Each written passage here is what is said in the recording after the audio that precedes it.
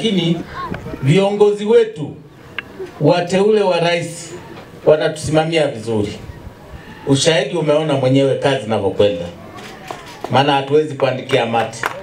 Lakini pia niwashukuru wafanyakazi wa halmashauri kwa usimamizi mzuri wanaofanya kushinda kwenye sehemu za site kila siku. Nisimsahau Mheshimiwa mbunge Oran Manase Ngeza, mbunge wetu ambaye kwa kweli kipindi chake hakuna mtu ambaye hawezi kusema amefanya kazi. Ngeza oye! Najua mkuu wa mkoa nisiposema haya na utaka kusema atanishangaa.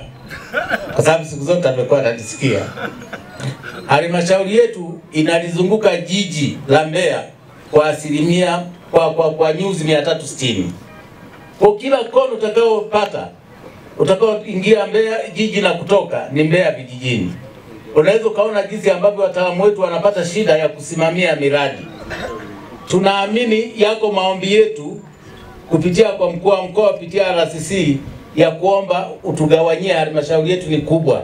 Unaweza ukashangaa upande wa magharibi tunapakana na mkoa Songwe, huko ni Mbeya vijijini na upakana na mkoa wa Songwe. Mashariki tunapakana na Njombe, huko ni Mbeya vijijini. Kwa hiyo imesambaa kweli. Tutashukuru kama ombi letu leo utalichukua. Tunajua mambo ya majimbo hayako kwako, lakini ugawaji wa halmashauri upo kwako. Lakini pia ukiweza tutashukuru pia. Baada ya kusema hayo, naomba niwasilishe maombi yangu hayo. Rwanjiro oye! Tuzawadia kutupatia majengo haya ambayo leo umekuja kuyazindua. Lakini penda kumshukuru mkuu wa mkoa. Ananiita ni mzee wa nyuki, basi ni wakati wa mapambano. Kila mmoja atasema ilikuwa nini? Ya watu yalishapita. Marupindi hoye! Mheshimiwa Waziri, siwezi kusema mengi na sitaki niseme mengi. Aliongea mwenyekiti wa halmashauri na mimi naongea niko nyuma yake. Kweli jimbo limekaa vibaya kwa maana tunapakana na wilaya zote kasoro Kyela. Kihuduma tunakwenda vibaya sana. Kwa maana kuwafikia wananchi tunapata matatizo sana. Ni kweli hali iliyopo Mbeya, pamoja na kwamba Mbeya hii, jimbo hili ni tunu kwetu katika mkoa wetu wa Mbeya na hususan katika jimbo letu la Mbeya DC, lina madhao mengi, na nikuzungumzia hapa kwa miradi mikubwa Mheshimiwa Rais aliyoleta katika jimbo letu ni mingi sana.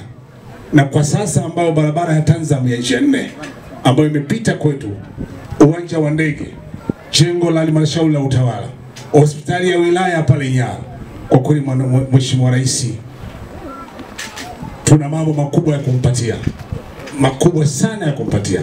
Na ndio maana kila tukienda tunamwambia mama mitano mingine tena. Mheshimiwa Waziri, tuache chokochoko na kelele ambazo zipo kwenye nchi yetu. Hawa wananchi wana msimamo. Tulishaelewa kwamba wenzetu wa upinzani kazi yao tumeshaijua. Na sisi wananchi wameshakubali kwamba hawa lengo lao si zuri. Sisi tunasimama na rais na tunaenda kufa na rais. Kwa hiyo namwambia Mheshimiwa Rais wa Jamhuri ya Muungano wa Tanzania, kama leo ilivyo ambao ni sikukuu ya Jamhuri, ni sikukuu yetu ya Muungano. Kwa kweli nasema sikukuu hii tunaisherehekea kwa shangwe na muungano wetu tunausherehekea kwa shangwe. Baada ya kusema